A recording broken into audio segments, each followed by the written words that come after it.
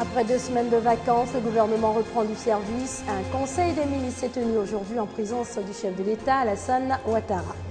Les inscriptions à la maternelle et aux cours préparatoires première année ont débuté hier. Cette année encore, l'école est gratuite et pourtant pas d'affluence 2 jours après le début des inscriptions. Le constat de la rédaction dans cette édition. Indignation mondiale après l'exécution en Syrie d'un 2e journaliste américain par les djihadistes de l'État islamique. Bonsoir à tous, il est 19h30, heureuse de vous retrouver ce soir. Après 2 semaines de vacances, le gouvernement reprend du service. Un conseil des ministres s'est tenu aujourd'hui en présence du chef de l'État, Alassane Ouattara. Le président de la République a invité les ministres à accélérer le rythme en vue de donner satisfaction à la population, notamment sur les questions liées à l'accès de tous à l'eau, à l'électricité, aux soins de santé et au logement. La lutte contre le virus Ebola s'est invitée également à cette rencontre gouvernementale. Le gouvernement annonce la mise en place d'un comité national et une cellule d'action immédiate. Un extrait de la conférence de presse du porte-parole du gouvernement, Bruno Koné-Nabagné. Ce décret vise surtout à consolider les mesures qui jusqu'à présent ont été prises de façon un peu éparse pour préserver notre pays. Ce cadre comprend un comité de veille, un comité national de lutte contre l'épidémie, une cellule d'action immédiate et des comités locaux qui sont dans tous les départements de notre pays. Tout cela va être mis en place et tout cela, nous le pensons, va permettre d'apporter une réponse encore plus efficace, puisque là il s'agit de personnes qui vont être à 100% dans la prévention premièrement et éventuellement dans la lutte contre la maladie à virus Ebola sur, je le rappelle, l'ensemble du territoire ivoirien. Toujours concernant l'épidémie d'Ebola, pas de cas avérés en Côte d'Ivoire. Dans le pays, on joue tout de même la carte de la vigilance et de la prudence.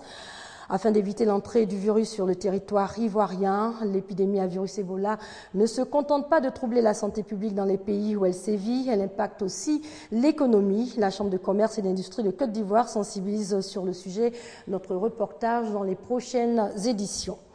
L'épidémie d'Ebola, on en parle encore. Le nombre de morts revu aujourd'hui à la hausse par l'Organisation mondiale de la santé. Il est désormais question de plus de 1900 morts, malgré les espoirs suscités par le médicament expérimental américain. Selon Médecins sans frontières, MSF, le monde est en train de perdre la bataille contre Ebola. C'est un cri d'alarme que Joanne Liu, la présidente de Médecins sans frontières, lance à la tribune des Nations Unies. Un réquisitoire contre l'inaction de la communauté internationale face à Ebola. En 6 mois de la pire épidémie d'Ebola de l'histoire, le monde est en train de perdre la bataille pour la contenir. Les dirigeants n'arrivent pas à bloquer cette menace transnationale. En Afrique de l'Ouest, le nombre de cas et de décès ne cesse d'augmenter. Des émeutes éclatent, les centres d'isolement sont dépassés. Tom Frieden est le directeur du Centre de contrôle et de prévention des maladies d'Atlanta, une référence en la matière. Il dresse le même tableau, très sombre. Le nombre de cas continue à augmenter et il augmente désormais très rapidement. Il est encore possible de réduire le fléau, mais la fenêtre d'opportunité pour agir est en train de se refermer. C'est maintenant que nous devons agir pour intensifier la réponse. L'épidémie risque de toucher 20 000 personnes, prévient l'Organisation mondiale de la santé. Et au rythme de contagion actuel, il faudra 6 à 9 mois pour la maîtriser. L'ONU s'inquiète désormais des pénuries alimentaires qu'elle pourrait provoquer. Il y a beaucoup de restrictions en termes de mouvement, de circulation des personnes, de circulation des marchandises, du commerce. Tout cela a un impact sur les prix, mais aussi sur la disponibilité de la nourriture. En 6 mois, Ebola a tué plus de 1500 personnes, la moitié des malades recensés. Tout à fait autre chose à présent. Retour en Côte d'Ivoire où les inscriptions à la maternelle et aux cours préparatoires première année ont débuté hier. Cette année encore, l'école est gratuite et se fait sans extrait d'acte de naissance et pourtant, toujours pas d'affluence 2 jours après le début des inscriptions. Le constat de Konaté Moussa et de Laetitia Manglé. 9h30 le mercredi 3 septembre, deuxième jour des inscriptions à la maternelle et au CP1 dans les écoles primaires publiques sur toute l'étendue du territoire ivoirien. À Cocody, EPP Château, l'école n'a enregistré pour l'heure qu'une vingtaine d'inscrits. Il y a pratiquement 27 élèves inscrits. On avait aussi reçu la liste venant de la maternelle qui devait passer de façon automatique dans notre groupe scolaire ici. C'est encore timide puisque c'est pratiquement souvent les derniers jours que les parents se décident. Ils attendent souvent la rentrée. Dans la commune du Plateau, l'école primaire publique RAN n'est pas mieux lotie. Ici, les responsables d'établissement attendent en vain les parents d'élèves. Depuis hier, on a inscrit 5 élèves, du matin au soir. Et ce matin, on n'a rien reçu encore. On a eu la liste aussi de la maternelle, les enfants venant de la maternelle. Chaque année, c'est comme ça, ils traînent les pieds, c'est à la rentrée qu'ils viennent. Quand on veut qu'ils viennent pour qu'on puisse faire le travail maintenant, ce n'est pas que ça perturbe la rentrée. Parce qu'à la rentrée, il faut faire les cours, il faut inscrire, ça fait 2 travaux. Les gens ont pensé les anciens temps, là où il faut avoir forcément l'argent pour aller à l'école, aller inscrire l'enfant. De notre jour, ça ne se fait pas, c'est gratuit.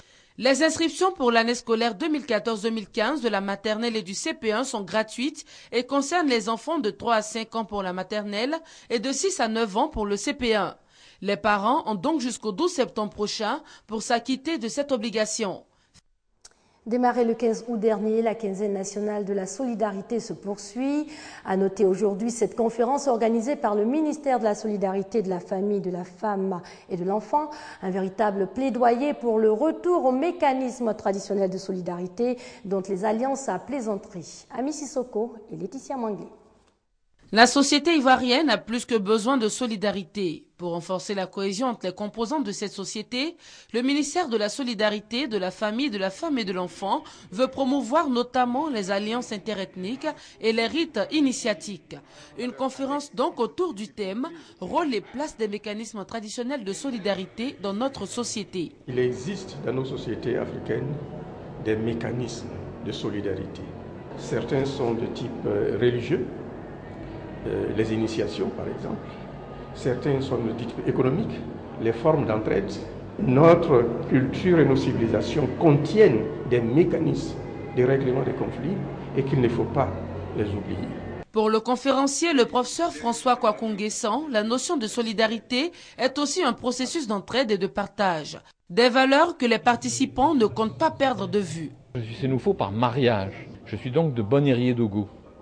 Si je ne me préoccupe que de Abidjan et que je ne me préoccupe pas de Bonérier-Dogo, que me diront mes frères un jour? Qu'as-tu fait pour nous et la réussite de notre pays?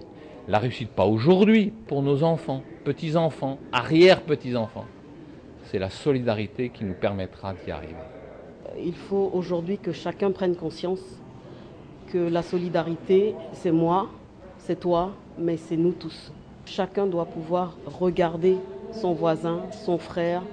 Chacun doit pouvoir aider même un inconnu qui est dans le besoin. Face à la mondialisation, le respect et la promotion des valeurs traditionnelles de solidarité deviennent une nécessité en vue de l'unité nationale. Et cette page culture qui nous conduit dans l'est de la Côte d'Ivoire, précisément à Bengourou, où depuis hier, Vacances Culture est entrée dans sa phase active. 92 groupes venus de toutes les régions du pays sont en compétition. Notre envoyé spécial à Bengourou, Franck Quadio. Dernier pas d'une répétition débutée depuis plusieurs semaines. Aziz, élève à Abengourou et son groupe engagé en danse urbaine pour Vacances Culture 2014 s'apprête à monter sur scène. Juste à côté, ce jeune styliste pose les dernières agrafes sur sa création. Bon, ce premier modèle, j'appelle le modèle recyclage. Et le deuxième modèle, émergence. Ouais, les sachets, tout ce qui est jeté. Ticket, la déclaration de la nature. Et je l'ai pris, j'ai formé une tenue avec. Dans la cour, de jeunes conteurs venus de Sassandra reprennent leur souffle après leur passage sur scène. Derrière elles, on ne serait-ce qu'à voir l'empreinte de leur pas. Il fallait représenter tout ce qui est union, tout ce qui est solidarité, voilà, dans ce conte-là. Pendant ce temps, dans la salle, Aziz et ses amis sont face au public.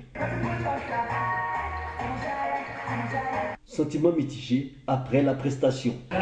On visait la première place, mais avec ce que les gens sont venus nous dire de suite là, déjà il y a eu un peu le moral un peu cassé. Défilé de stylistes, contes et théâtre, danse traditionnelle au menu ce jour.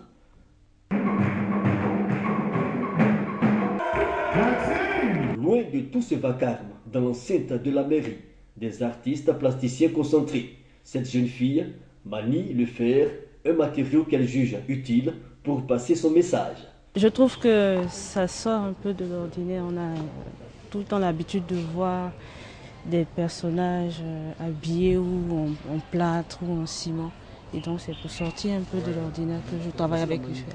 Ils sont 17 artistes, sculpteurs et peintres engagés pour le volet art plastique de Vacances Culture 2014. Le festival réunit à Abengourou 496 jeunes. Il prend fin le 6 septembre prochain. En bref, le Nigeria accueille aujourd'hui une réunion internationale sur la sécurité et la lutte contre Boko Haram. La secte islamiste qui menace de s'emparer du nord-est du pays s'est emparée de la ville stratégique de Bama. Comment freiner la montée du terrorisme islamiste au Nigeria et au Kenya? Des dirigeants de l'Union africaine sont en quête d'une solution commune. Ils étaient réunis hier à Nairobi. Elles sont de plus en plus violentes et particulièrement meurtrières. Les attaques terroristes sont en nette augmentation ces 10 dernières années en Afrique. C'est le constat dressé lors du sommet organisé à Nairobi par le Conseil de paix et de sécurité de l'Union africaine. Mardi, l'institution régionale a réuni pour la première fois plusieurs dirigeants africains pour évoquer le terrorisme, une menace qui suscite de grosses inquiétudes sur le continent. La menace est devenue complexe à cause des liens croissants entre le terrorisme et le crime organisé transnational, plus particulièrement le trafic de drogue, le trafic d'êtres humains, la prolifération illicite d'armes et le blanchiment d'argent. Sur la façade occidentale de l'Afrique, en Sardine, AQMI et le Moudjaou multiplient des attentats au nord Mali. Boko Haram sème mort et terreur au Nigeria, au Cameroun et au Tchad. Du côté de la Corne de l'Afrique, Al-Shabaab poursuit son œuvre de déstabilisation de la Somalie et du Kenya. Tous ces groupes terroristes sont dotés d'importantes ressources financières et humaines. Ils entretiendraient de manière plus ou moins formelle des liens entre eux. D'où l'engagement des dirigeants africains d'accroître les moyens de lutte contre ces mouvements. Nous ne devons pas nous compromettre. Et même si nous sollicitons de l'aide des pays d'autres continents, nous devons nous-mêmes être capables de réunir les fonds nécessaires pour venir à bout du fléau. Les chefs d'État s'engagent aussi à renforcer la coopération dans le domaine du renseignement. Le sommet de l'Union africaine sur le terrorisme présidé par le Tchadien Idriss Déby intervient près de 4 mois après l'enlèvement de quelques 200 jeunes lycéennes nigérianes par la secte islamiste Boko Haram. L'État islamique décapite un Américain. Il s'agit du deuxième en 2 semaines. La Maison-Blanche a authentifié ce matin la vidéo mise en ligne par le groupe terroriste. L'homme tué est bien le journaliste américain Steven Sotloff. Pour rappel, l'État islamique avait menacé de tuer ce journaliste si les États-Unis poursuivaient leurs frappes aériennes entamées à la mi-août dans le nord de l'Irak. Au domicile sous bonne garde des parents de Steven Sotloff, en Floride et aux États-Unis de manière générale, les Américains sont encore sous le choc de l'annonce par l'État islamique de l'exécution du jeune journaliste capturé en Syrie en aut 2013.